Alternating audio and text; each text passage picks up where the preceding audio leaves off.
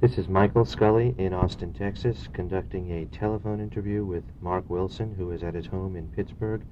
It is Friday evening, October 1, 1999. Okay, we're going. Well, I don't know if you talked to Bill at all about what I was doing or just have my email, but, okay. You'll find that Bill on the email is very terse, so Yeah, I've seen that, although it doesn't bother me. I didn't know if you spoke or what have you. I've and talked to them a lot, but yeah, Bill sends very quick emails. It took a short while for me to get used to that, but I'm writing largely about those folks who mostly in an avocational manner traffic in an interest in tradition in the folk. There's a whole lot of people running around in this country now who are not professional folklorists, so I don't know if a whole lot is right. I see a whole lot of them because I move in those circles, and my book is essentially about... Themselves seems to have lost interest. I've been quite because I teach college, but I was quite appalled by their attitudes. They're in a professional crisis having to do with, I think, what's happening with their departments and how to justify them. I know. I have a good friend in philosophy at Penn who was on a panel that was shutting down that department there. So. Yeah. Well, that's I think Indiana is perhaps the last full-fledged, by name department remaining. I think it was only Penn and Indiana that gave PhDs in folklore per se. I mean, we've got a specialty in it in Texas here in anthropology, which I'm not in, but they're in a crisis because other people don't understand what they do, and the departments are folding, and you can't easily get it. They were very hostile. They tried to exploit me, but they were very hostile to me at the group at Ohio State. Interesting. That's another story. Now you teach philosophy, right? In a sense, what how I'm approaching this is I'm not doing the Rounder Records story, although every now and then I think. Get the data from those guys. Pardon me? It's an unusual story if you can get it from them. They're very open so far, or at least seemingly very open. I mean, they don't. I haven't detected any fake openness in that. It's just so vast. It's the problem. I went out there a few months ago for an exploratory trip. And, the eclecticism of the catalog is so much. So much of it is memory. They weren't, paper trail type people. Oh, yeah. And so, the archives, if you can call them that. I'll be able to find some of my tapes. Yeah, I mean, so, I don't know that I could get a handle on that story. But in any event, I don't want it to be a business history. I'd want to at least, even if I focused on them a lot, I'd want to contextualize them within a broader story about an ongoing interest in tradition and the ideas of the folk and what values that represents and how they handle that in the commercial world. I wouldn't want to just tell a record by record, blow by blow story of what they did. So in a sense, I'm almost trying when I talk to people to construct a sort of ethnography of folks who are interested in tradition and have made this a part of their life, whether professionally or otherwise. In the hopes that will give texture to this broader story that I think is out there. Because, when I go to meetings, not merely academic meetings, there are, lots of people who spend a good part of their lives doing if not the things you do with recording, but playing and, buying records and reading books and what have you, and pondering the meaning of tradition. So I'm trying to get a handle on all of that. Well, you should talk to Bill. I mean, whatever's going on, I will say that the record sales, my things are the most traditional. Right. Of the ongoing recordings in the catalog. Mm-hmm. They're equal to any. And really, in terms of Appalachian type things, the preponderance of things have my, me somewhere or another. Yeah. Well, they're selling worse than they did 20 years ago. I get no feedback at all from anybody about any of them. So not a. Well, I want to get to that. Let's move down there. I am not very upbeat about the circumstances. I do the best I can because it's in many ways the last of the. we're looking at the last couple of generations that grew up before rural electrification. Right. For true tradition, important benchmark. So these people, the people that are still around, have a lot to offer, and they hadn't let go. Now, how did you come to this? Are you a contemporary of the Rounders, early 50s or so, mid 50s, if I may ask? Yeah, no. Bill was a tough when I was at Harvard. Okay. We met my first year at Harvard, started swapping records. Was your interest back then? So this was what year? This is early 60s, isn't it? Well, no, we're not that old. No? Okay. I went to Harvard in '69, so it would have been. Okay, so it's late 60s, and it's actually after the... Bill, that first year, Bill's a year or two older than I am. Okay. And he had just come back. He had been, they had just started that record company. I mean, they'd had the George Peak. The George Peak record, yeah. But I'd actually also met him because he wrote some letter. I had met him, and then he wrote some asking for information about Aunt Molly Jackson. I had the old 78. Where did you get your interest in this from? What's your background that brought you to that? Well, I'm from Oregon. Uh-huh. Oh, some of it. It was a kid, we had things like some folk song books around the house, and you would hear more. Mm-hmm. And then, then when the Kingston Trio came in, then soon after I, found out about lead belly. Okay. And then, I got the idea from those books and went on to collect the stuff. So even in high school, like old Eddie Crane, who was on the Folkways Anthology, Uh-huh. he used to have a radio show in Oregon. I see. And my dad knew him a little bit, so I went out and recorded him. Was your family players? Anyone in your family? No, we're all very middle class types. So you don't play music, not even pianos. Or... No, my dad played jazz piano. He does. Okay. So he took me to. I got to see Earl Hines in 1956 and things like that. Okay. Well, and was your dad interested in traditional music as well, or just? Never understand why I wanted to come around. But he knew Eddie Crane from filling in paper. Okay. I see. And so then you went on to Harvard in the late 60s, and how much of a scene was still going on in Boston then? With the whole folk revival scene from a few years earlier? Well, it was a little deader then. It's a little hard for me to... I learned to play banjo and stuff down there in Southern Oregon by that time. And I went up to Reed College in Portland for undergraduate. Uh-huh. And I was actually, there were, at that time, with them in '65, just before the Beatles came in, which did kill a lot of things. Yeah. But there was an interest in it, and this is the place where I would have disagreed with Bill. They would do stuff like the Holy Molar Rounders. Right. You mean they being the Rounders? Well, no, I'm sorry. When I went up to read, there'd be people, playing. Gotcha. Uh-huh. But they do it in that kind of spirit. Right. And I felt it was denigrating to the music. And I've never liked the folk scene. I've never had much to do with it. Interesting. Okay. There's a few people, that are my friends, but I have never been part of that scene. Yeah. I'm actually quite whatever. So I enjoy a lot meeting the people I record. Mm-hmm. Most of my experiences with, I guess, my audience, such as it is, Yeah. has not really been that happy. My take on what's going on here is quite a bit different. Well, guys like Bill and I get along, but that's, Bill's more like me, I think. now when did you meet Bill exactly? I'm not sure. How did that come about? Well, I can't even quite remember. I mean, he used to sit at a record table like at a bluegrass show or something. Okay, he had the label going already when you met.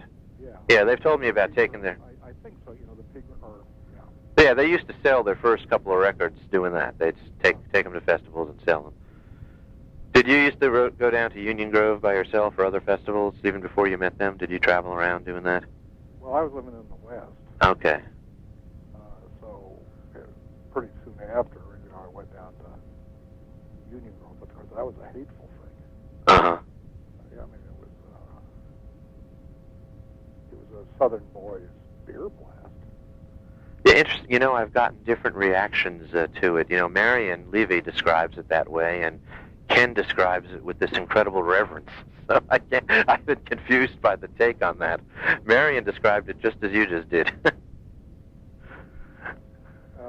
Yeah, so, in retrospect, you'd meet some people there and so forth, but it wasn't, pretty soon thereafter, I mean, one thing Bill and I carried on, through Bill, he got to know a few of the 78 collectors. Right. And that gave me a chance to, get tapes of stuff that I wanted to hear for a long, long time. So I did quite a bit of that. And then I just got to recording people directly. And I knew people like Bill KZ from before because I had sponsored him back when I was in Washington. Oh, you'd brought him to perform? Yeah, and went off. Took him on a little tour and things like that. Oh, I see. Okay. And you certainly must have messed with the folk scene then, if that was in your undergraduate days in the mid-'60s. I mean, I don't see how you could have avoided it. Well, I actually ran a movie club, and we made so much money, Uh-huh. No, and I got his address from John Cohen. So, so I would talk some to those, but I wasn't, Right. Now, but as I understood it, then the label existed, as far as you can recall, when you met Bill, such as it was. Yeah. Now, did you have some sense of what they wanted to do as they communicated it to you? Did they see themselves as Alan Lomax types, or did they just want a record company that would be eclectic or turn into what it was? I think you'll have to ask them, and I think there's a big difference between Bill and Ken, and I don't even know her. I haven't seen Marion in so many years, I wouldn't even know her. Right. Well, how did you see him? I mean, how did you, or was it just opportunity to get your stuff out, or how did you see this fledgling label? I didn't have things, particularly to put out at that time. Yeah. And though I've done some of this collecting and met people, I've always been sort of shy and so forth. Right. Yeah, but they didn't really know. They were kind of sort of an equal loss. And Yeah. Also, so, they would express some interest in people, you'd see or know about, like E.C. Ball and Kessinger. Yeah. Blue Sky Boys, and all Mm-hmm. that sort of stuff. And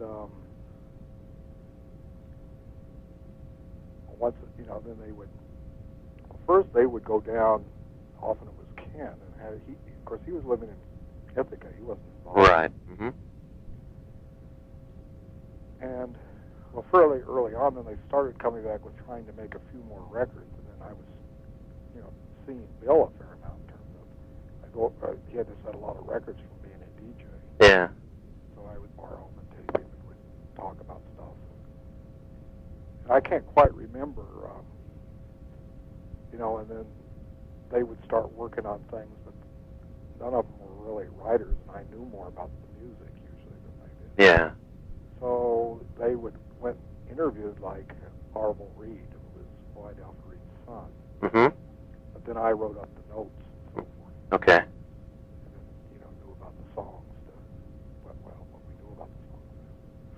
And you just learned from self-study, going back to your days with your family. Is that? Oh, yeah.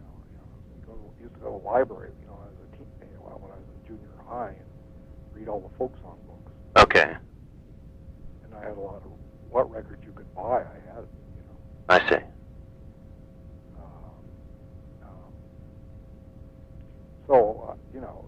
But Bill was sort of like that. You would have all the labels that were available. Like Folkways used to sell three records for $10. Right. So I'd order tons of those things. Okay. And the first stuff you did was Rounder was just like helping them write notes and things? Well, we sort of did that. Then they brought Fred and Price and Clint Howard up to make a record. Mm-hmm. In fact, Joe Wilson came along. But Joe, for some reason, they brought up one of these New York banjo players that was just speak ghastly, actually had sort of a fight. When I was there at the sessions, he sort of tried to push things to record, not have that kind of intervention. I got an email out to Joe right now. They did the National Heritage Awards last night, so I think he's been pretty busy. I got to ask him about that. Yeah, well, he might have been embarrassed by this thing, but Uh-huh. I guess my Bob Holt got one of those awards. Yeah. At any rate, and then they would hire these guys. I had just a tape recorder, and they just do terrible jobs recording. Oh, they'd hire guys to do the actual technological side of things. Usually friends of Ken's of some sort of people they knew, Okay. And there'd be something screwed up, and then a lot of, they wouldn't record, very good material and so forth, but Bruce Kaplan came along someplace in there. Right. And they'd go down and record somebody like, even E.C. Ball, and they'd come back with these tapes and they'd just sit there. Yeah. So, and it was a long business. Bill and I, would go out to the studio, and finally they got a Revox. So I learned first to edit stuff. Mm-hmm. And then slowly, it was very painful, learn to sort of get an idea of how you could, like we did an Almeda Riddle record. Mm-hmm. And she stayed with us. And I went to the studio, but it was just such a hostile place. Yeah. And Now, was this up in the Boston area? Yeah, it was outside Boston. Okay. And there were a lot of tensions of all sorts, really. Ken and Marion, who were kind of a duo, didn't get along with me very well. Mm-hmm. Just one thing or another. And there were a lot of fights that I believe it would be between them, and it doesn't really matter. I think they got what they wanted to do, and things were so tight, and money would be wasted on something, and cause a crisis. But I was never, they also had this idea that they were a collective then. Yeah, I've talked to them a bit about that. All very odd. But I was never, I was going to ask, were you seen as somebody who needed to be in the collective if you were working with them, or was that? Well, it would have been some source of attention. I had absolutely no intention. I was no intention of, I was a McGovern Democrat. Okay. Right. Okay. So you weren't going over further over. That was as far over as you went. Well, right. Look, I was, training to be a professional philosopher. Right. At some point, there was a time when Bill and I even thought about forming our own record company, which would have been a disaster because we would have gone broke. Yeah. Because, in some sense, for interest in traditional music, that probably was a high point. It just went down from there. It didn't go up. Yeah. Now, early on, they recorded some out-and-out revivalists, like I'm thinking right now of the Charles River Valley Boys, but other things like that. I don't know if they recorded Joe Val, but actually Joe Val, more like the Spark Gap Wonder Boys. Yeah, that's the one. That's the sort of stuff I disapproved of. Okay. Because of the attitudes. That, in fact, was their second record. It was kind of released at the same time. They were both out when I met Bill. Yeah, I think they numbered Pegram #1, but they were pretty much released simultaneously. They had only been out a month or so when I bought Bill, or maybe I even met him. Started talking to him about him when they first brought out on the table. So. Right. Now, what do you say? I had known the Pegram thing from Picking and Blowing. So. Mm-hmm. Now, you said their attitudes. What attitudes are you referring to when you're talking about the Spark Gap? I only minimally met the guy, but just wise guy stuff, I guess. Is the way I put it. Uh-huh. Was the music kind of like a... But I had no interest in that stuff, so I never even owned a copy of that record. Or did they view the music kind of like some boho scene they were involved in or something? Well, I couldn't speak for them. Like I said, I more, take the Holy Motor Rounder type. Right. Uh-huh. They're much more extreme. Okay.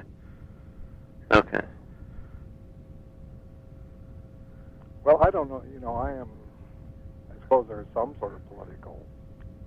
I don't know whatever dimension. I have, for a long time before, though, I listened to the Kingston Trio a little bit, then I went and got a Leadbelly record. Sure. And I threw away my Kingston Trio records, and about everything I was ever willing to listen to was for country people. Yeah. Traditional people, however you want to describe it. Yeah. So I'm what I used to call a purist, I guess. Right. Well, that kind of goes into something I want to get at, because there's so much. I was looking at your liner notes, and before writing you or before calling you originally the other day, and you make reference. You might look at that website too. I have a little. Okay. Yeah. Do you make? Finished yet, but there is a little statement. And right, and I'm wondering. And this is something that I wrestle with, although I don't have the depth into it that you've got, so I'm wondering how you come at it. Sometimes I think that what's traditional is kind of like what's pornographic. The judge said, you know it when you see it, and that's that. You talk about things like artists playing in the spirit of traditional fiddling. I mean, what does that mean to you? How do you separate it out? What is it that you look for? What kind of intangible, if you can articulate it, tells you it's what you want? What is it that? How do you define what you want? How can you tell? How do you hear it? Well, I mean, what I might be interested in might be broader than what's traditional. Okay. Because I'm going to be interested in the records of a professional minstrel like Harry C. Brown. Mm-hmm. Because I want to know how traditional music, what it came from. Okay. Okay, but so what I might be interested in, what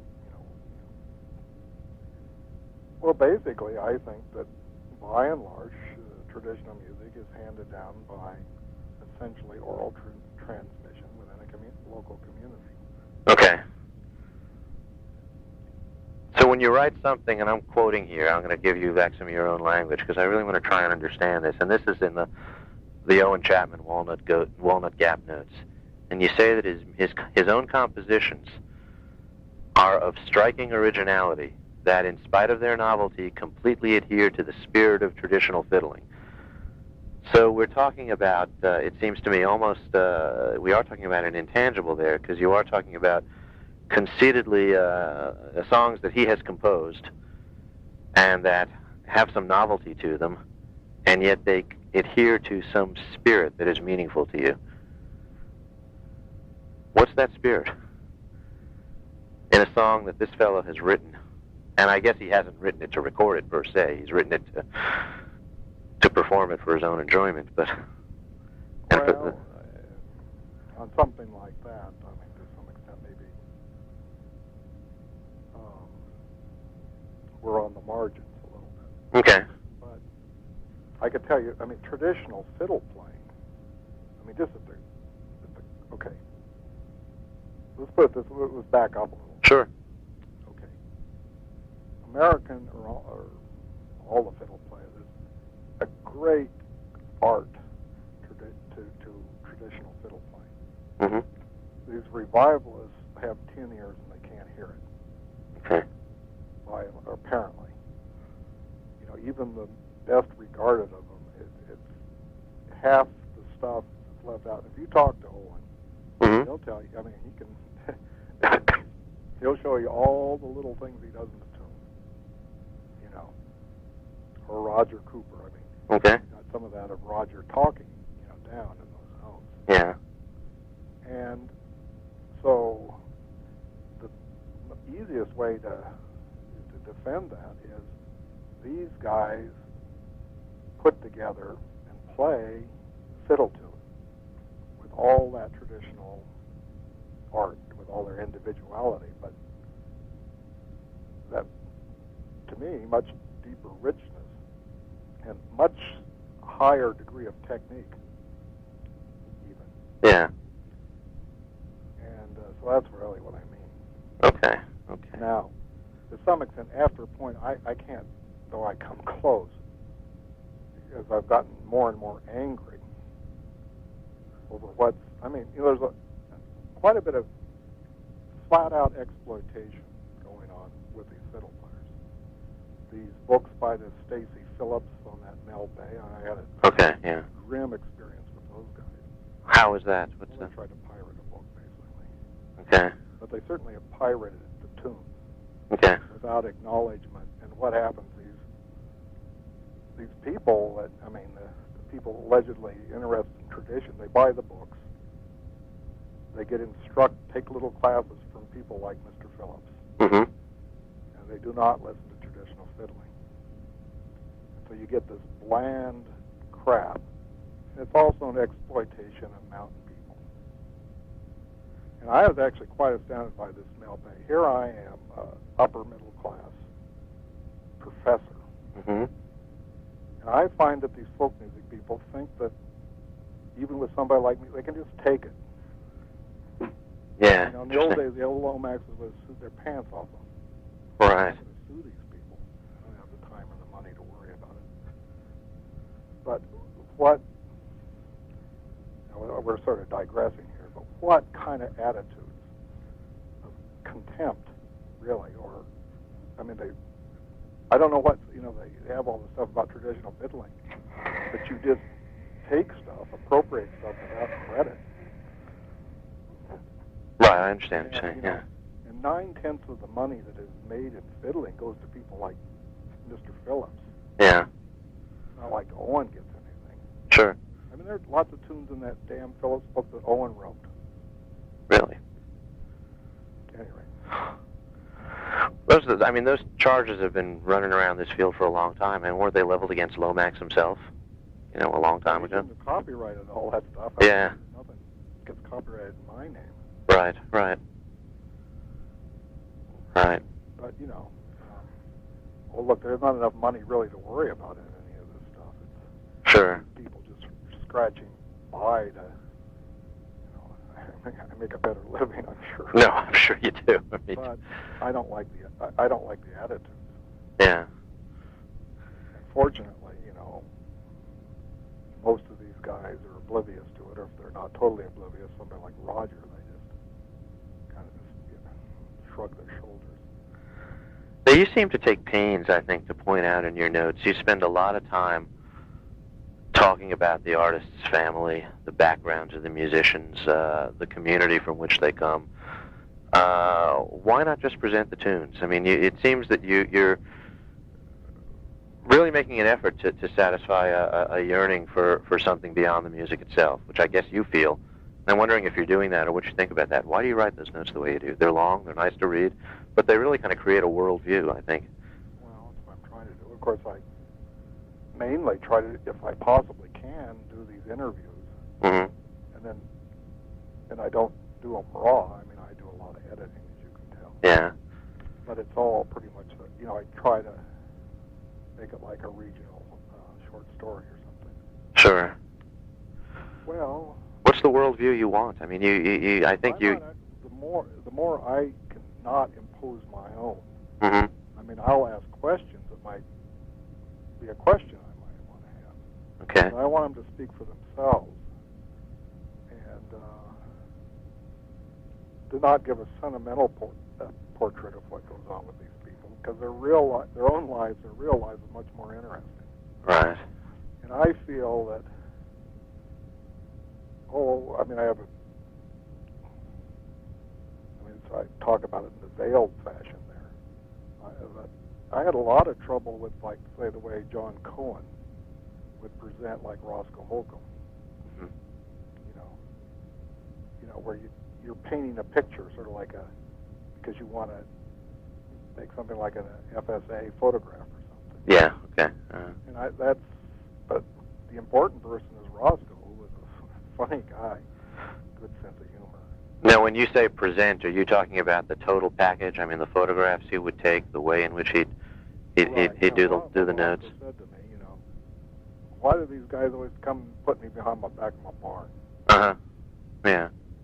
You know, this is a pretty place, a beautiful place here. Yeah. And Kentucky is so beautiful. Right.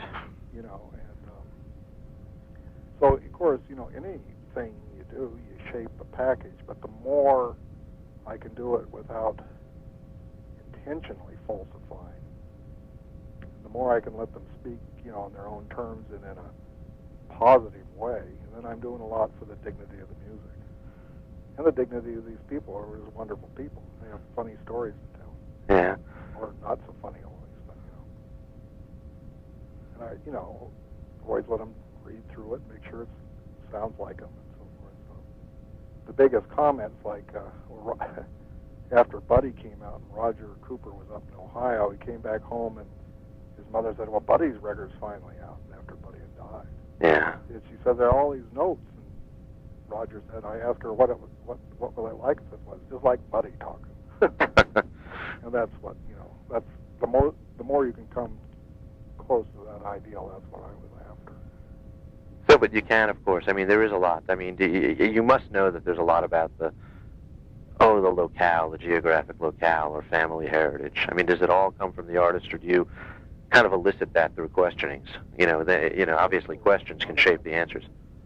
A lot of questions, and then there are lots of questions that wouldn't be native to them about background, where the tunes came from, where I'll press them pretty closely and emphasize those sorts of things. Right. Because I'm trying, I as best I can, but so much more work needs to be done, which is what frustrates me, is trying slowly to build a picture of how this music grew up in the United States. There's a lot of data there, but it's got to be, and these people just know all, just funny little things. Mm-hmm. Like the people that can tell you that they knew that Wagner and Gray Eagle were about a racehorse way back when. Mm-hmm. So you can go date it to 1839. Right.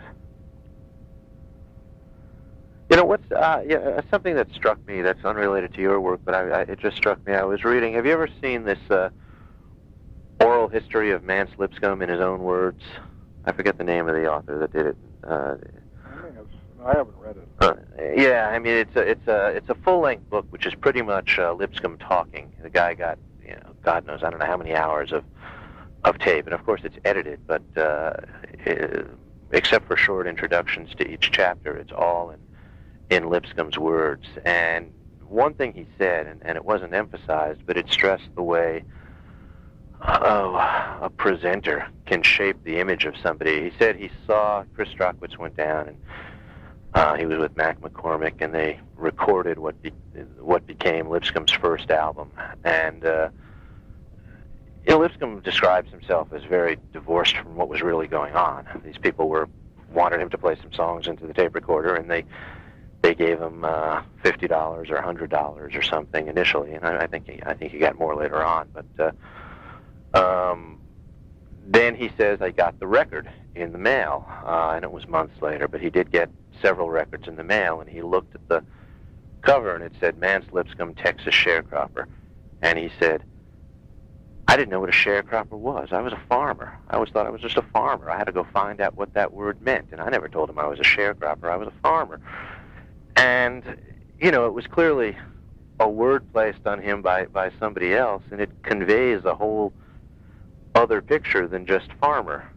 But it's not Lipscomb's picture of himself. It can, the word carries with it a certain sense of oppression. You're working for somebody else. That's how I think it's read by a middle-class audience looking at a black man down in South Texas as Texas Sharecropper. And Lipscomb was disturbed by it. I mean, think that, and yet Strachwitz was telling a truth. I mean, that's what Lipscomb was. He was a sharecropper, tenant farming essentially. And I don't know if that's right or wrong. Well, I'll tell you one thing.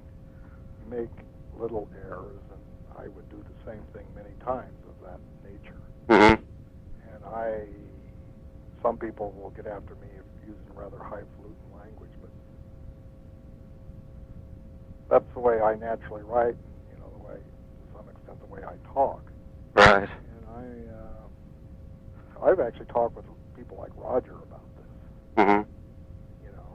Quite a good friend. It's better for me to be myself and let them be themselves, and you do the best you can. Right. But, I've had quite rude jerks that, the stuff about the sort of political take on all this sort of stuff. Yeah.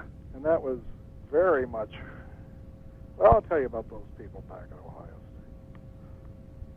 And to me, look, I'm a philosopher of language, a professional, and all this half the stuff grows out of idiotic views of language. Mm-hmm. But those people at Ohio State, they were quite hostile to what I was doing, and I think it was that the idea that you should be gathering data is putting these people in an exploitative position.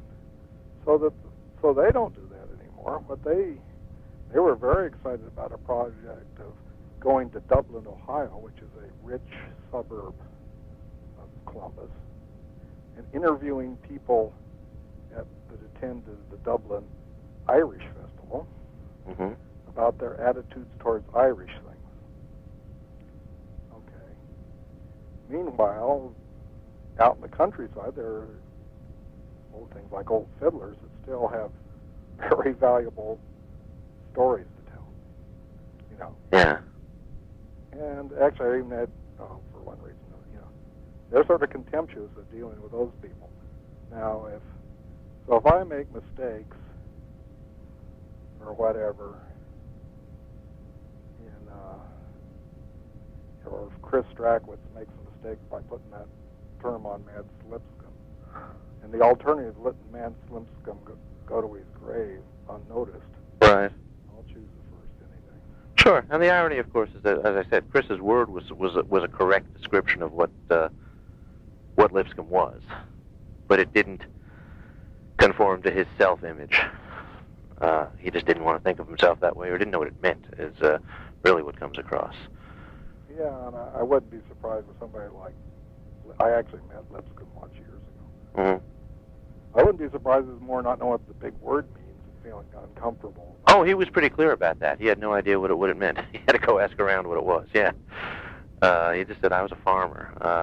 But you're saying the folks at Ohio State felt that you were somehow exploiting people, or that they weren't worth being bothered? I don't know what they were actually. I couldn't tell if it was exploitation or they're simply not worth bothering with. I've heard a couple of other people, but not that particular crew, actually said that to me.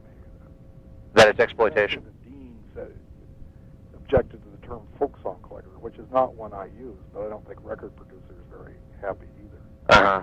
Because of these political connotations. Of exploitation? Is that what you're... Yeah. Okay. I think it's gone. I'll tell you, it's what has happened is that, yeah, maybe there's something to be careful about, but when these people are being abandoned, Mm-hmm. I don't know if that's worse than if that's better than exploitation. Sure. Well, that gets into something. There's I guess, two sides of a political coin here. There's the belief that, probably more than that, there's the belief that perhaps you're exploiting people.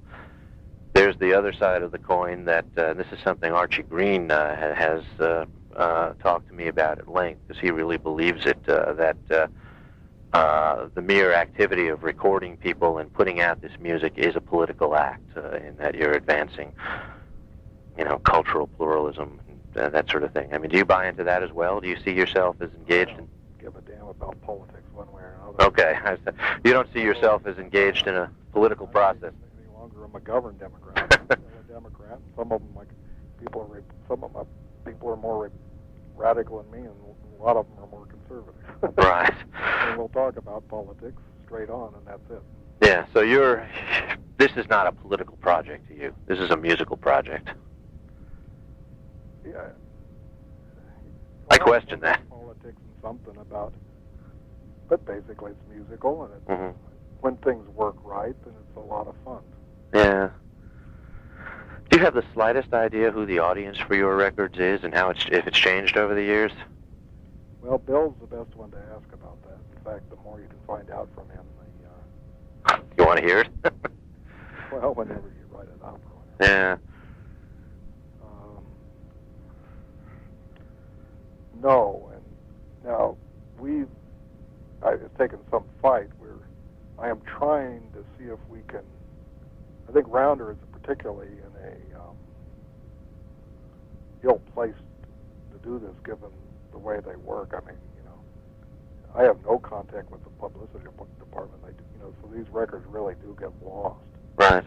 So Smithsonian Folkways will sell many more copies of a comparable record than we are. Right. So, but I don't I feel that the so-called folk audience, that I think it'd be worth you thinking about the sociology of the people you're talking about, because I don't know really who they are.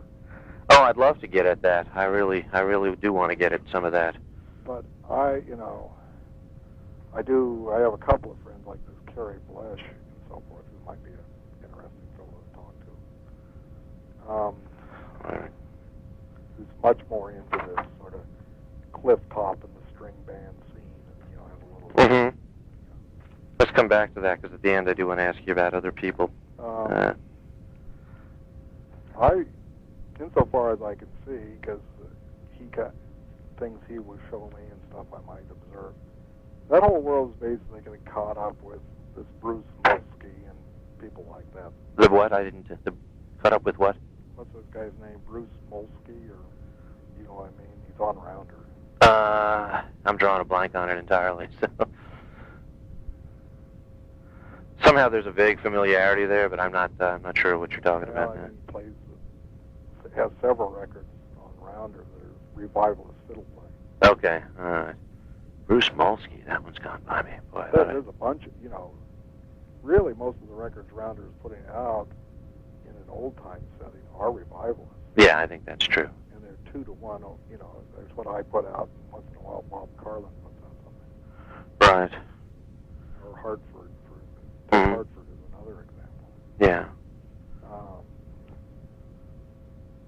So you have no idea what they do with them once they come out, I mean, in terms of selling them? Well, they do virtually nothing. In fact, it's very grim right now because, as I understand correctly, I'm supposed to get sales figures, and I don't even get those. Yeah. The artists do, but I don't. Right. But insofar as I understand, they now have a 2-tier distribution system, and the big outfit that now distributes Alison Krauss will not touch any of my records. Okay. In fact, they're called Rounder Select, which sounds great, but it means selected for non-distribution. Right, yeah. So a certain amount gets sold. And, the only time, I have to go to only like Tower Records, and I don't even have one in Pittsburgh. Yeah. I'll see my records there, but, I don't see my records in stores anymore at all. Yeah. Now, has that changed? It's gotten worse over, say, the last 5 years. That's what I was going to ask you. What can you kind of track the trajectory of change going back to when you started, roughly, 25 years ago or more? Well, there was about 10 years where I didn't do much. Okay. During the... and I have never been involved in sales and so forth. Mm-hmm. But it used to be that Almeida Riddle... But you ought to get sales figures from Bill or have him dig them up, I think. Yeah, I know where they are. In fact, he's shown them to me in the past in the drawers, so I can pick records and find them. Even so, Almeida Riddle would do a couple of thousand back then. Yeah. And the costs were a lot lower for an LP. Yeah. Well, now, every once in a while, he'll tell me something anomalous like that. Well, he didn't tell me. I saw an interview once where Bill told somebody, some Kentucky interviewer, that the Kentucky Fiddle Anthology sold 5,000 copies. Now, that's way above. We've been under 2 on most things I know about. Okay. What's your biggest seller, as far as you know, aside from that anomaly that you heard about secondhand? Well, I don't know. I imagine those Skillet like a reissue. Okay. But, again,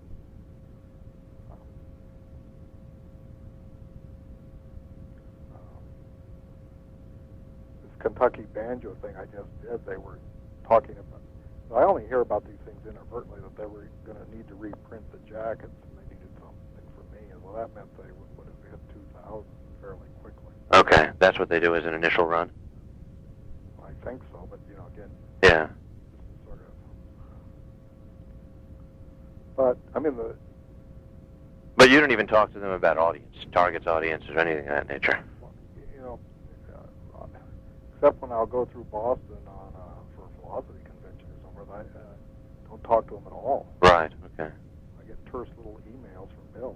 Okay.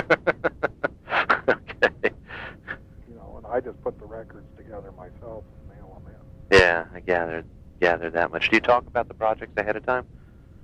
you kind of plan a project out in some way, even through terse little emails, or do you just do your thing? I And keep it when I know. A lot of times you don't know until you get it done how you want to put it together. how do you work? I mean, how do you get when the spirit moves you? Do you get in touch with artists? Do you go out on? I mean, do you still go out and find people, or look around for folks?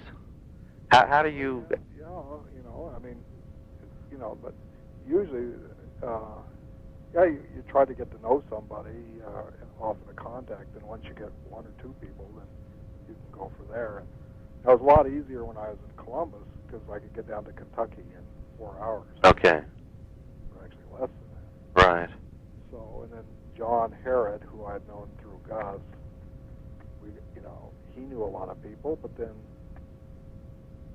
you just ask people, and they'll take, but it's getting sparser in Kentucky, and then out in the Ozarks, Gordon knew all these people, but then I knew of a few more, and then once you get a lead, then you follow that out. Now, do you have I've got a friend up in Detroit that knows a bunch of the traditional Cape Breton players that I don't know, and so I'm going to try to get some of those done. Okay. As I have time, but this new job I have is going to be a lot of time. So Now, you're at the University of Pittsburgh, is that? Yeah. Okay. What do you teach, if I can ask? I'm just curious as to... Philosophy of science and philosophy of language. Okay. And you said you had you played a little bit when you were a kid? I mean, you write your notes like you've got a pretty fair amount of musical training.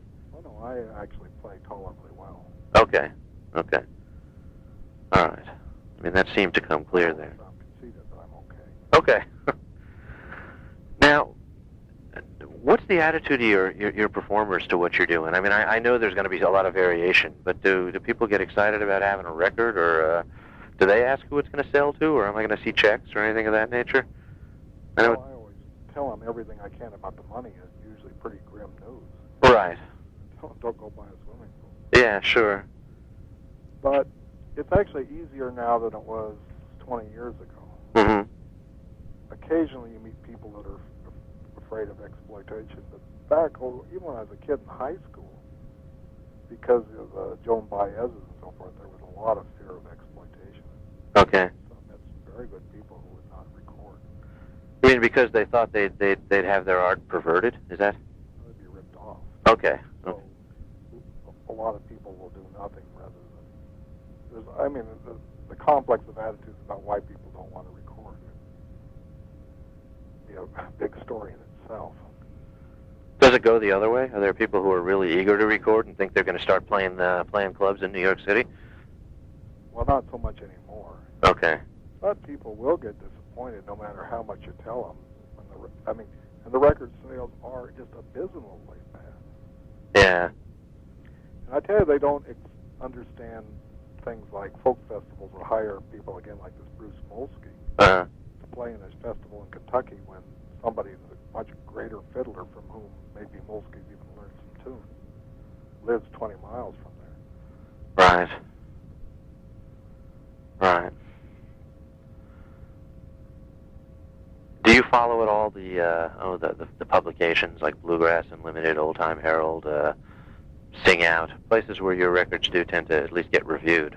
Well, I'll look at them in the newsstand. I actually don't subscribe to any of them. Okay. I better subscribe to the Old Time Herald, but in fact, I felt that's, I know a lot of other people feel that, but particularly I feel that it's so much self-promoting of middle-class people. And so many articles of my golden days with the Fuzzy Mountain String Band. It kind of turns my stomach some of the time. How so? Could you elaborate on that a little bit? Because I really do want to. I mean, I liked old-time music, Tony Russell's thing. That I liked. Uh-huh.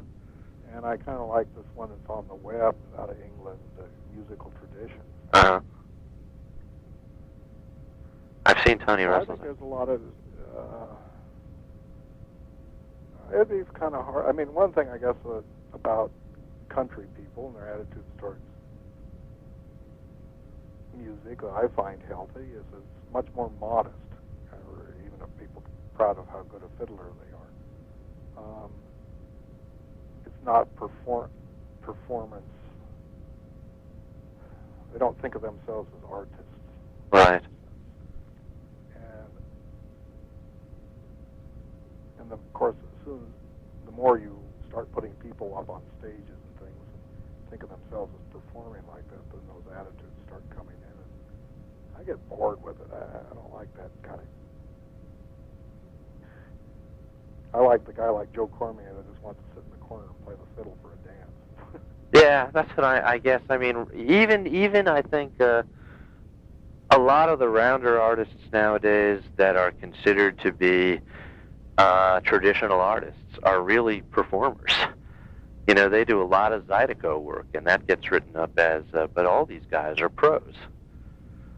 All these guys are what? Pros. They're all professional players who go out on tour and do the circuit. So you just kind of stay away from that entirely. Looking at your records, that seems pretty clear. No, I don't go to folk festivals or anything usually. Yeah. You know, and so I've had it lucky. I get to have little living room performance. I hear much higher quality music because you can ask for it. Yeah. And a lot of nice talk and stuff. It's a lot more fun for me. Right. So it doesn't, you know. And you talk to somebody like Roger, it's so hard. Fiddle music's so wonderful. Uh-huh. But how do you get up there and sit in a chair on a stage and make people understand what they're supposed to be listening to? It's really rough, you know, so it isn't the natural home for it. Do you get angry at people who applaud all the wrong stuff? And maybe anger is too strong a word, but do you get irritated by people who applaud all the wrong stuff or the tunings or don't really know what they're listening for? Or as I know one guy once said at a festival, one performer said, "You just like me because I'm old." Well, worry. I mean, well, I basically try to block it. I try to have as little to do with it as possible. So Okay. I don't let. I mean, yeah. You read even say you go back to those record reviews. Uh-huh. So often they're so ignorant that, you know. I mean, they'll often praise things that are the worst aspects of the record. Yeah. And things where, from say a traditional aspect, or a history, say, point of view, you know, I'll find somebody might come up with some really, really remarkable things. Mm-hmm. You know, and then you read a review where the sort of hackneyed things that had to go on the record for one reason or another are the ones that get praised. I don't know, it's just tedious, I guess. Now, why would that happen? Now, you say hackneyed things that have to go on the record for one reason or another. How much, why would that happen, and how much of a role do you play in what gets down on the tape? Well, it depends a little bit almost on the community. Like the Cape Breton people, they have their little programs worked out. You can't budge them. Really? More or less. Well, why is that? Why do they have that? Do you have any sense of why that's so? It's some sort of just a cultural difference. Uh-huh. But I mean, is it some sense of professionalism? They're going to have a show put together? Is that what it is, really? Or? Well, to some extent, or they're just... Oh, some of it actually, because...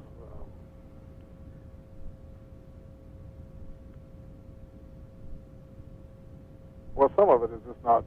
They're so, like I wasn't able to... They're usually so far away that you don't have the time. They have to almost kind of work it out ahead of time.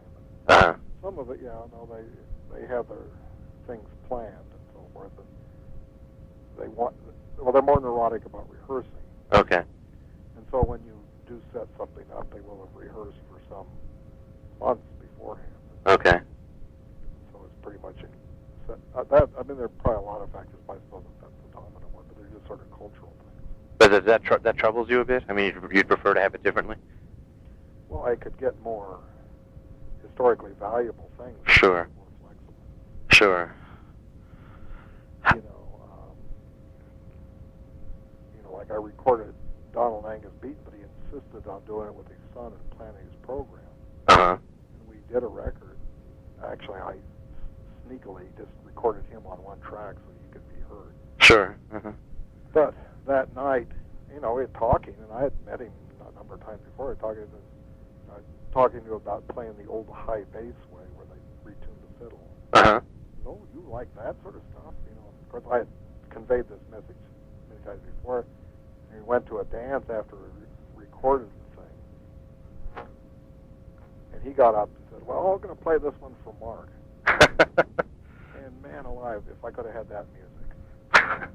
It was this old, wonderful stuff, as opposed to newly composed tunes. That's what they think.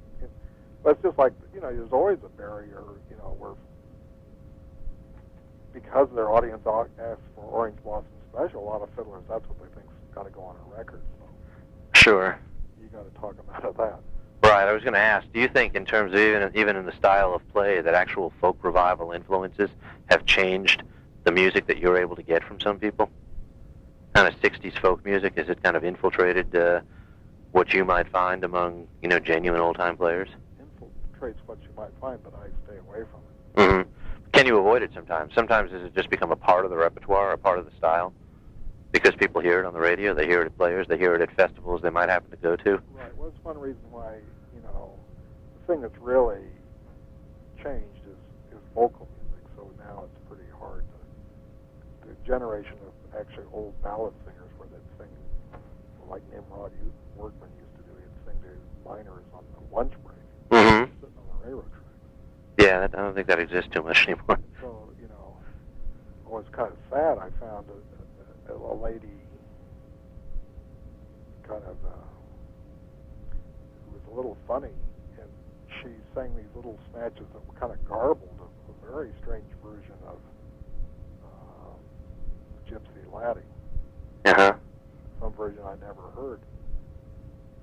But she was somewhat mentally deficient. Uh-huh. But she had 9 brothers and sisters. And Roger and I drove around for 2 days, and I made some phone calls to Baltimore, tracking down these other brothers and sisters. None of them had ever heard those songs. Interesting. And it turned out